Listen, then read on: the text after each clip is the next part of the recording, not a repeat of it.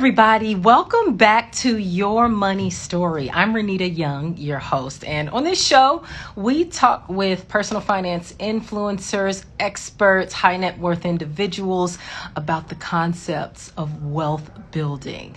And so a topic that comes up often is generational wealth. And I want to present it to you in a repackaged way today. How to build $1 million family. So to do this, I have coming on Invest Diva CEO Kiana Danial. She is an award-winning investment coach, and she's also the author of 4 books, including the Wall Street Journal best-selling book, $1 Million Family Secrets, which just came out this year. So let me grab Kiana so that she can join us.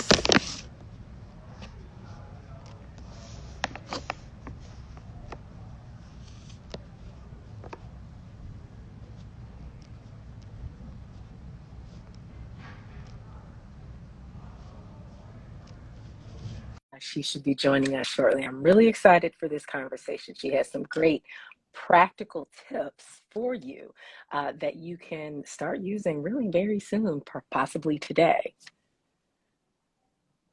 And so I see you're almost here. Yes.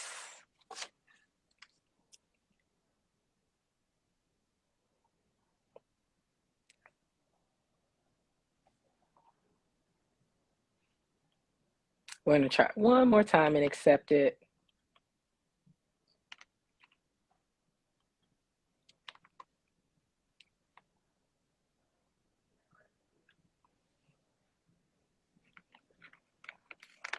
So for some reason, Kiana, it's not allowing me to accept. But let me try inviting you. Yep, I'm going to try inviting you, Kiana. Hang on for a moment. Guys, it's almost like live television, you know.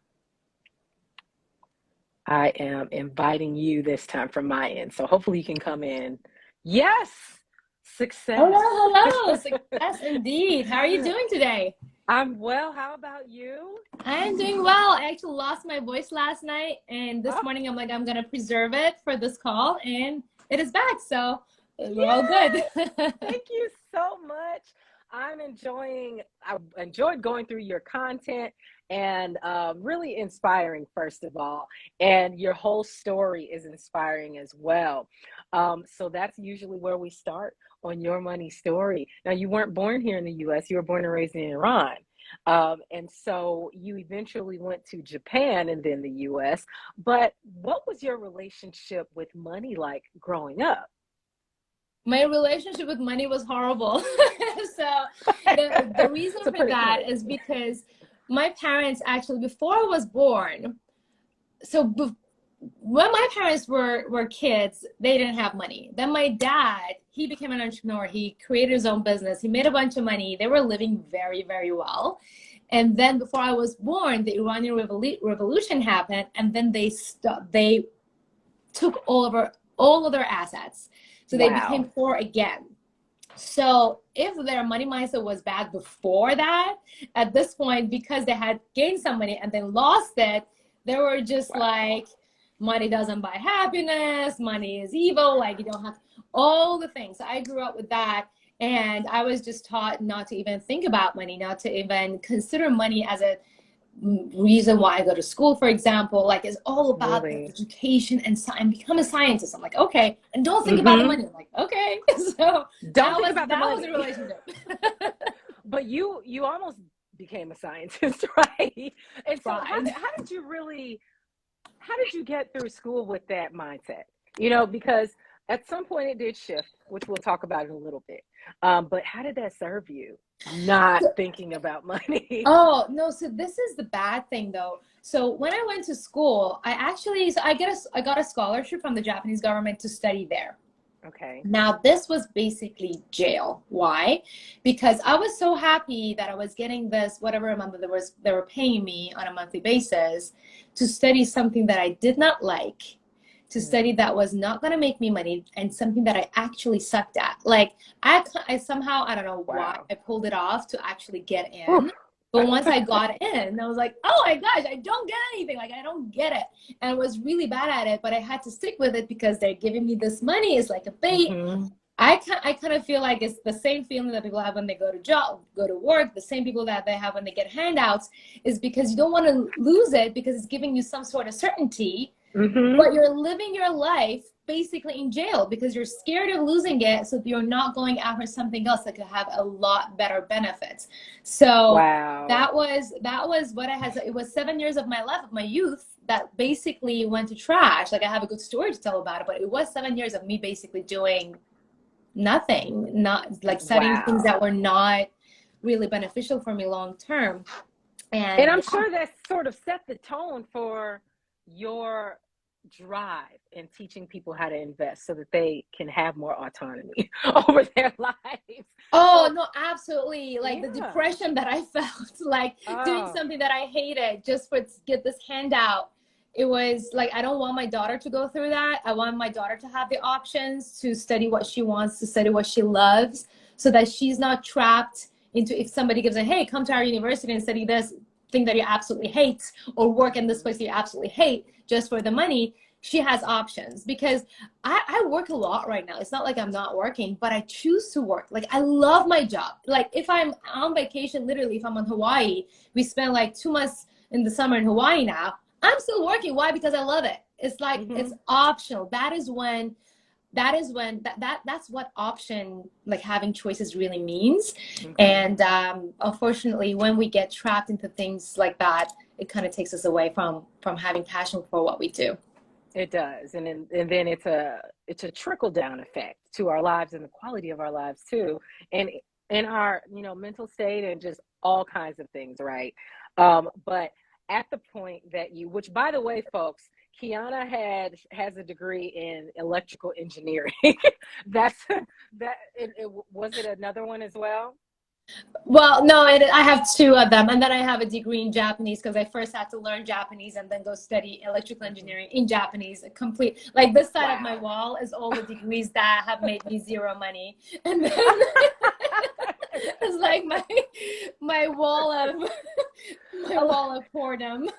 Oh my God, of whoredom. Oh my goodness. But okay, so quantum physics, that was also it, right? So tell me about the pivot. What made you start to think a little bit differently about money? Maybe it was that graduation day. I don't know. No, so believe it or not, it was actually the market crash of 2008. So the markets were crashed. I was still in Japan, and I was just like, I don't know anything about money. I didn't know what the markets are to understand what it even means that they crashed. So I didn't know anything about it.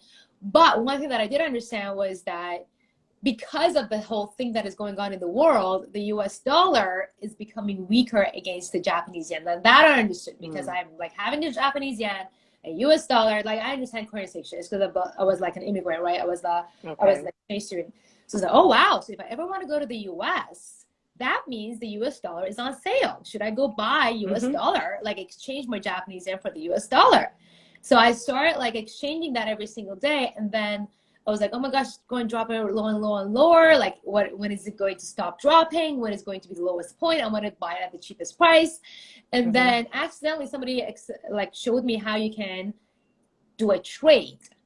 The US dollar is Japanese yen, and basically set a buy limit order. Tell your broker to purchase it at the lowest that you think is going to go, without you even being involved.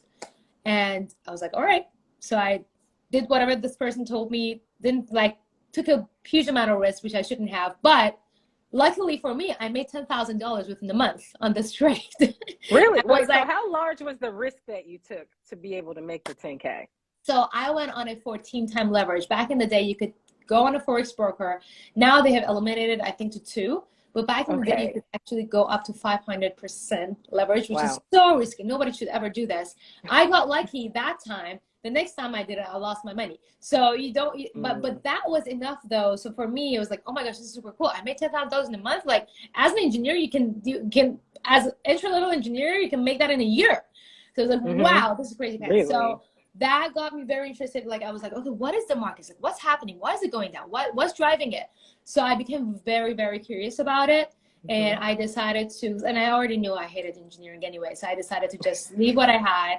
And people told me, if you have an engineering degree, you can probably get a job at a financial institution. So that's what happened. I kind of risked everything. I left my life in Japan that I finally had kind of built at that point, came to New York, got a job at Wall Street, and I started learning about the whole shenanigans, and here we are. Yes. And so during that time on Wall Street, tell me a little bit about like the most surprising lesson that you learned about investing. I don't know if you learned it while you were at the job or after, but the lessons. Oh, yes. Well, one of the most surprising lessons when I came, this was my first time in America, was how much Hollywood is inaccurate. Like I've had this image of America, women being powerful and all the decision making and all the things. And I came to America, I'm the only woman in my team, and I'm like, what's happening here? We're all the women. So that was a surprise. I'm like, all right, so apparently women are not as powerful. That at the time, it's becoming much better, obviously, in the past 12 years. When I first came, it was still a complete boys club, which was absolutely, it was like, whoa, wow, that's crazy. And then the second thing, I learned a lot. So I work at a broker. So working at a broker, I learned about all the things that these brokerage firms do that are not in the best interest of you and I, of the retail investors that get in. And although they are like required by the SEC to give you the best advice and all the good stuff, but at the end of the day, what they are the most interested in is their profit margin and them appeasing to their shareholders. So there are so many different things that they do, and I kind of, after the fact, I kind of also fell victim of to ensure that they make more money and we don't. And again, it has become, like, financial literacy has become a lot better than back in 2010 when I actually ended up getting fired from that job. But it's become a lot better. But one of the main things that I learned was how day trading and investing are two different things. And people get into thinking, oh my gosh, I'm going to do a trade, I'm going to become a millionaire with one trade, I'm going to buy Dogecoin, I'm going to buy whatever it is, I'm going to buy Luna, and I'm going to become a millionaire. And that is not the way to go about it. They kind of pump these kind of fads, and it's a pump and dump thing majority of the time. They hype everybody up, they go and buy it, and then they sell at the high, and then it crashes. And this happens over and over again. It's still happening. So that was one of the biggest lessons that I learned, and how to become a value investor so that you don't go by the hype, you don't go by the FOMO, you actually go by things that you are personally confident in long term, and that is the way to do it. I see that a lot with, of course, the GameStop frenzy, right? Were you caught up in that, by the way? Were you? Of course not. I was educating people on GameStop. Not that GameStop doesn't have any value, but like, if you're getting in it, you have to give me a concrete reason why, what your projection for it is in the next 10, 12 years. Now, I understand that GameStop was like a revolution, us against Wall Street. You guys, that is not, I mean, yes, you wanted to make a point, but you made the point at the cost of your wallet. So that's why, like, it is, the markets are all about emotions. That's what I came to learn about. And despite the fact that institutional investors claim to be rational investors, it's still more about emotions, you feel? Absolutely not. Like, I talk to Wall Street bros a lot. Like, some of my good friends are Wall Street bros. And, like, working at the BlackRocks and all these places. And yes, they do have a math PhD from Harvard. And I'm like, hey, so how often do you use your math PhD degree when it comes to trading? It's like, to be honest with you, never. Like, all their trades are decided when they're at, like, what, did you ever watch, like, The Wolf of Wall Street? Like, that's real. They're always at strip clubs. Like, they're doing these things. They come up with their investment strategies there. It's all about the connection that they make with their partners. And it has nothing to do with math. The math thing is just so that the clients are like, oh, he has a degree in math. Oh, he must know what he's talking about. Kind of like credentials. People are like, oh, she's an electrical engineer, she must know what she's talking about. I'm telling you, my electrical engineering has nothing to do with my investment decisions. Oh my gosh. Okay, so let's get down to why we're here today, folks. We're here to talk about how to build $1 million family. And you know about that because you're doing so with yourself, but also because of the book that you just released earlier this year, $1 Million Family Secret. So you said the first thing is to really just start by understanding where you are financially. Tell people how they can get a good view of where they are financially. Absolutely. So this is something that a lot of people kind of forget before they get into investing. Like, okay, what should I invest in? It doesn't matter. It doesn't matter what stock. It more matters that you know how much money you're bringing in every month, how much money you're spending, how much money you have in your emergency fund. So there are two basic things that you really have to understand. One is your cash flow situation, the amount of money coming in and the money coming out. What is the ratio of that? What is your debt situation? Now, I'm not saying debt is bad. Debt sometimes can be very good and sometimes can be very harmful. Like people will say, oh, if you're in debt, you can't invest. No, you can invest if you're in good debt. What is good debt? Every time you can use the bank's money, other people's money, cheaper than your own money, that is called good debt. For me, investing in myself, for example, to learn a skill that I know is not electrical engineering, I know is something else that is going to actually help me make more money, I would gladly go into debt so that I can increase my capacity of increasing my income.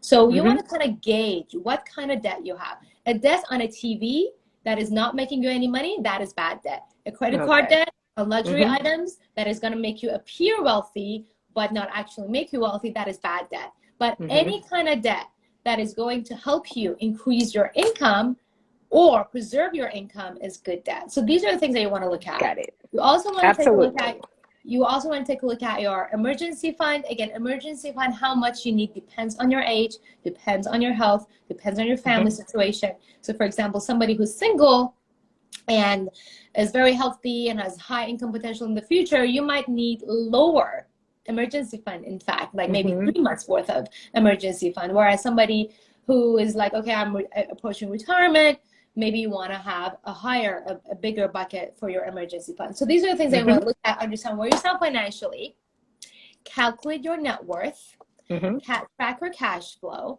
and that is going to give you measurably your ability to take a risk. Yes, very well said. And when it comes to the kids, a lot of people watching have children.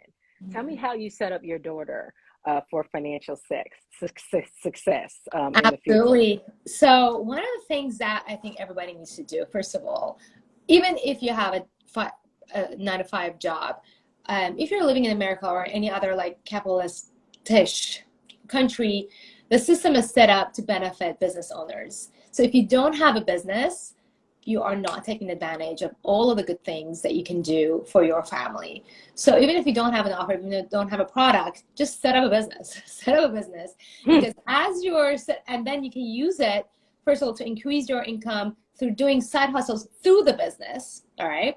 Now, the reason why you asked me about your children, and the reason why I said this is because if you have a business and you have children, you can actually pay your children $12,200 per year if they're under 18 to work for you.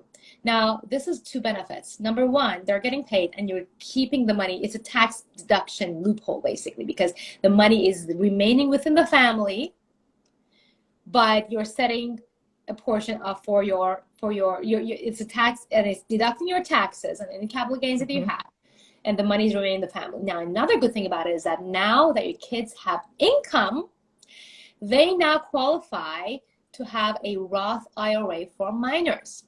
That is an investment account that is tax beneficial again.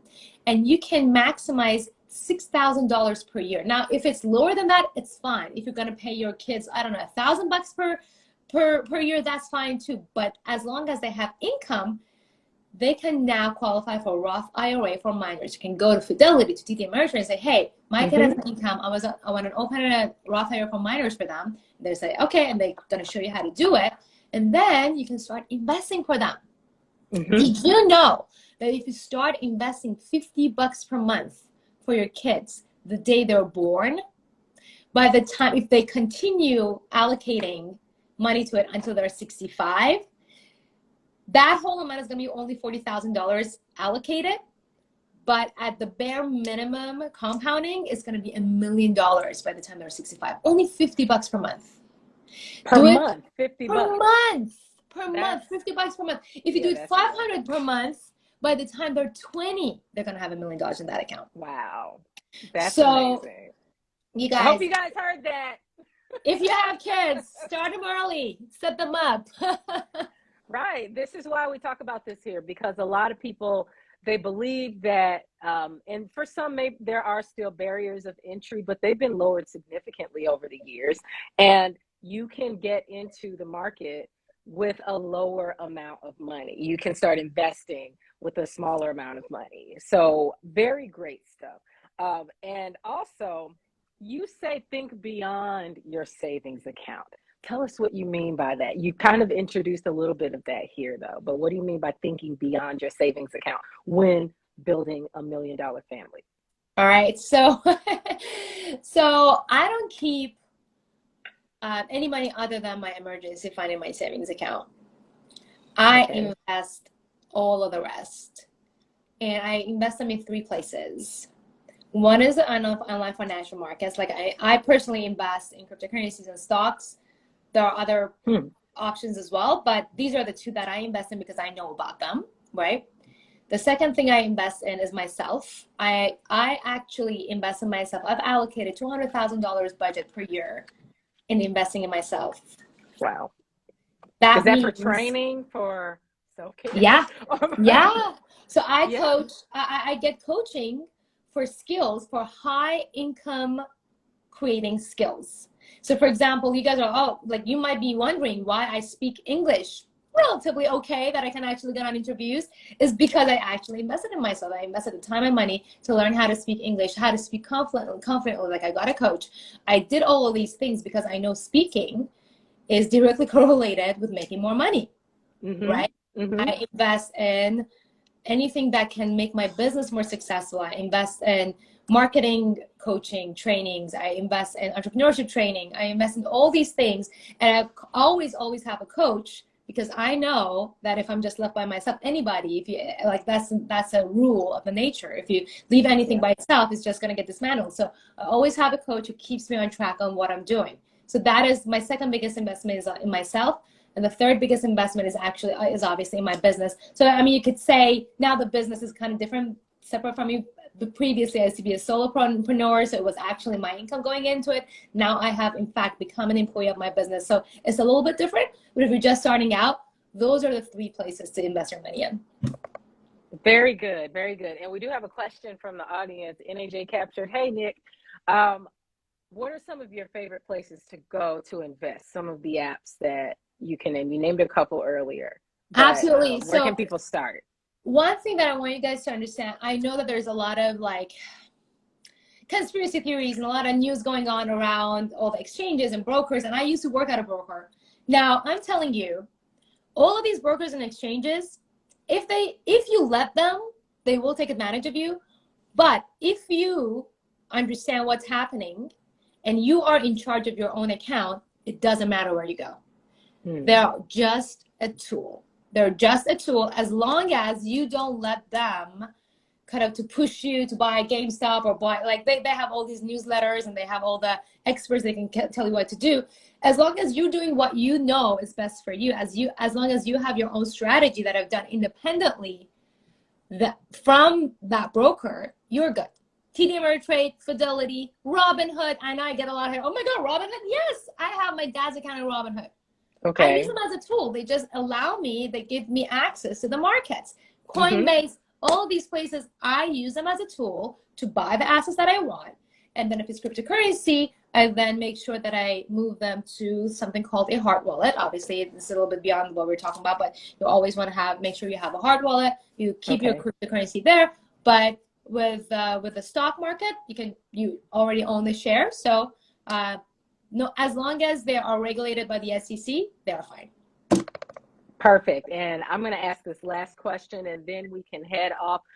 It looks like this question came in when we were talking about the Roth IRA for your child. Is that the same as a custodial account? That's what someone asked. Different. No, it's very different. It's different. Right. So explain the difference between the two for them. Yeah, you can have both. We have actually both. Yeah, you can have both. Okay, you can have both. And they're different limitation. Well, one of them has a limit and another does not, correct? Yeah. And then also the what you want to use that for. Like I'm more excited about the Roth IRA for my daughter than the custodial account, because I have the potential of how much it can grow and how you can use it in the future. But if you want to just play it safe, you could do both. Absolutely, great. And then lastly, one person says, can you explain a crypto wallet? They said, I have my money on Coinbase Exchange and I haven't put it in a wallet yet. Let me scroll back down because I'm so confused about it. Do you use the Coinbase wallet or something else? So what exactly is a crypto wallet? They said, and then do you use Very great Coinbase question. as a crypto wallet? Mm-hmm. Yeah, absolutely. Good question. So one thing you want to keep in mind is that Coinbase does have insurance for any amount below $250,000. Okay. So as long as your investment in Coinbase is below $250,000 and you're just super confused about crypto wallet, you could consider leaving it there. I have some money still on Coinbase, but a crypto wallet is basically what cryptocurrency is all about, is making you your own bank. This is something that if my dad had when the government took over all of his assets, if something happens to the government, they cannot seize this. This is yours. So a crypto wallet is kind of like if you buy gold. The difference is like if you buy gold, like place a trade on the price of the gold and like just bet against its price, or you actually get the bars of gold and put it under your mattress. That is what the crypto wallet is, except it is not like it's just this big and you can like have millions of dollars of worth of Bitcoin in this USB. It's basically a USB and it gives you a code.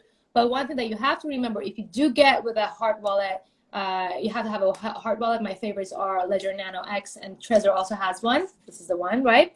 So how to use it, just YouTube how to use Ledger Nano X, and it gives you a how to like directs you. But one thing that you have to remember is that this is now your responsibility. You want to make sure you write the password down somewhere, you have it in your will, you have it in your trust, so that if something happens to you, it gets passed down to your kids. Like, this is my biggest fear with my wallet, is that I'm in responsibility of it. Like, nobody else. Like, if you lose it, you've lost it. So make sure that you put it in a safe place, you know the passwords, and keep it out of reach of children and toddlers who may put it through in the toilet or something like that. So make sure. Yes, keep it in a safe place, maybe like a safety deposit box. Yeah, 100%. Okay, well, hey, listen, I really enjoyed this conversation. Thank you so much. Folks, if you need more information, Kiana has a wealth of information on her website and on her social profiles about investing and other personal finance concepts. So head on over to Invest Diva, and you'll find links to all of your different platforms. So thank you so very much. I enjoyed it. We're going to have another conversation later, digging more into the crypto wallet, because I think they started to come up with questions about it later. And I love to ask more questions for myself too. So have a lovely day though, Kiana. Thank you so much for having me. Have a good one. You too. Bye-bye. Bye.